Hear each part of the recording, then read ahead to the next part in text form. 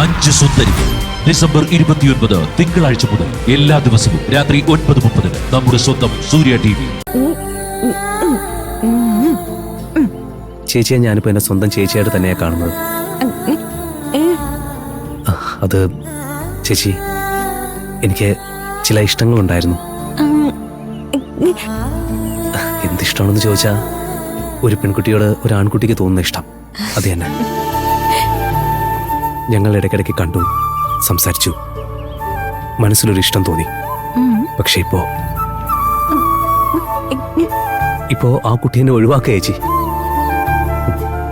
വീട്ടുകാരറിയുന്നു, വീട്ടിൽ പ്രശ്നമാവുന്നു, കാണാൻ വരരുത്, സംസാരിക്കാൻ ശ്രമിക്കരുത് എന്നൊക്കെ പറയുന്നു. എനിക്കതിൽ വലിയ വിഷമമുണ്ട് ചേച്ചി.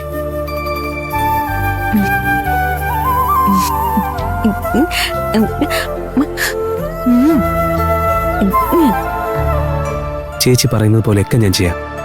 ദേവിയെ ധ്യാനിക്കാം, ദേവിയുടെ നടയിൽ ചെന്ന് പ്രാർത്ഥിക്കാം.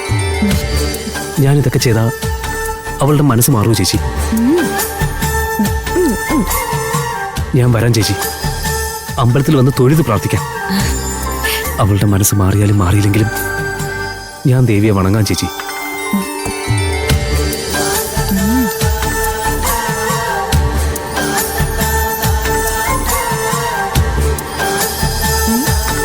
No sir, we have to complete the order within 15 days. Otherwise there will be huge loss for our company. I will call you after some time. ആര്?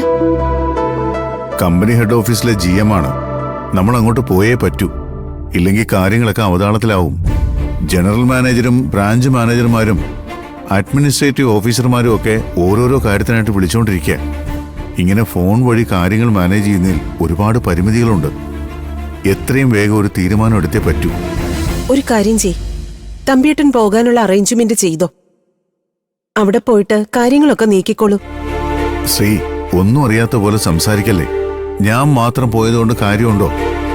സൈൻ ചെയ്യേണ്ട ഡോക്യുമെന്റ്സ് ഉണ്ട്, ക്യാഷ് ട്രാൻസാക്ഷൻസ് ഉണ്ട്. അതിനൊക്കെ എന്ത് ചെയ്യും? നീയും വന്നേ പറ്റൂ. നീ ഉണ്ടെങ്കിലേ കാര്യങ്ങളൊക്കെ ഒന്ന് ശരിയാവൂ. തമ്പിയേട്ട, പഴയ കാലമൊന്നും അല്ലല്ലോ. എന്ത് കാര്യത്തിനും ഓൺലൈൻ സംവിധാനങ്ങൾ ഉണ്ടല്ലോ. ഒപ്പുകളൊക്കെ ഡിജിറ്റൽ സൈനായി ഞാൻ ഓൺലൈനിൽ ചെയ്തോളാം. ക്യാഷ് ട്രാൻസാക്ഷനും അങ്ങനെയൊക്കെ ചെയ്യാലോ. എന്തായാലും എനിക്ക് സന്ദീപിനേക്കാൾ വലുതല്ല ഇതൊന്നും. അവനെയും കൂട്ടിക്കൊണ്ടേ ഞാൻ ഇവിടുന്ന് എങ്ങോട്ടും ഉള്ളൂ. അല്ല ശ്രീ, അവൻ ഇത്രയ്ക്ക് കടമ്പിടുത്തം പിടിച്ചു നിൽക്കുമ്പോ അതങ്ങ് സമ്മതിച്ചു കൊടുത്തൂടെ? ഏത്? ആ പൂക്കാരി പെൺകുട്ടിയായിട്ടുള്ള വിവാഹേ. അതിനു വേണ്ടിയിട്ടല്ലേ അവനിങ്ങനെ ശാഠ്യം പിടിച്ചു നിൽക്കുന്നത്? ഇല്ല തമ്പിയേട്ട, അതെങ്ങനെ സമ്മതിച്ചു കൊടുക്കാൻ പറ്റില്ല. ഇന്നവൻ അതിനു വേണ്ടി ശാഠ്യം പിടിക്കുന്നുണ്ടെങ്കിൽ ഇതേ അളവിൽ, അല്ലെങ്കിൽ ഇതിലും കൂടിയ അളവിൽ നാളെ ഒരിക്കൽ ഇതിന്റെ പേരിൽ അവൻ ദുഃഖിക്കുന്നത് നമ്മൾ കാണേണ്ടി വരും. അറിഞ്ഞു വെച്ചോണ്ട് നമ്മൾ എന്തിനാ അതിന് കൂട്ടു നിൽക്കുന്നത്? പക്ഷേ അവൻ ഇത്രയ്ക്ക് നിർബന്ധം പിടിക്കുമ്പോ നമ്മളൊന്ന് അയഞ്ഞു കൊടുക്കുന്നതല്ലേ നല്ലത്. ഇല്ലമ്മേ, ഞാൻ അതിന് ഒരിക്കലും സമ്മതിക്കില്ല. ആ ദയയുടെ വിചാരത്തിൽ നിന്ന് അവൻ മുക്തനായി വന്നില്ലേ? എത്ര നാളാ അവൻ എല്ലാം മുടക്കി മുറിക്കകത്ത് അടച്ചിരുന്നത്? അവൻ അതൊരു വലിയ ഷോക്കായിരുന്നില്ലേ? അതിൽ നിന്ന് അവൻ മനസ്സു മാറി തിരിച്ചു വന്നിട്ടുണ്ടെങ്കിൽ ഇതിൽ നിന്നും അവനെ രക്ഷിച്ചെടുക്കാൻ കഴിയും. അന്ന് അവനോട് സഹകരിച്ച് സ്നേഹിച്ച് കൂടെ നിന്ന ഞാൻ അവനെ നേരെയാക്കി എടുത്തത്. അതുപോലെ ഇന്ന് ഞാൻ ഇവിടെ നിന്ന് അവന്റെ കാര്യങ്ങൾ നോക്കിക്കോളാം. തമ്പിയേട്ടൻ പോകാൻ ഒരുങ്ങിക്കോളൂ. വർഷയ്ക്കും മല്ലികയ്ക്കും തമ്പിയേട്ടനോടൊപ്പം പോവാം. ഇല്ല, ഞാൻ പോകുന്നില്ല. ശ്രീകല ചേച്ചിയോടൊപ്പം ഞാനിവിടെ നിൽക്കാം. എന്താ ഏതെന്നറിയാതെ മടങ്ങുന്നത് ശരിയല്ലല്ലോ. ഞാനും പോകുന്നില്ല. അച്ഛന് പോയിട്ട് കാര്യങ്ങളുള്ളതുകൊണ്ട് അച്ഛൻ പോയിക്കോട്ടെ. ശ്രീകലാമ്മയ്ക്കൊപ്പം ഞാനും ഇവിടെ നിൽക്കാം.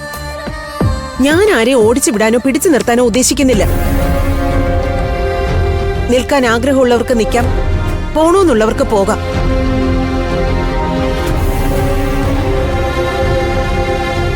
എല്ലാം അവരവരുടെ തീരുമാനം.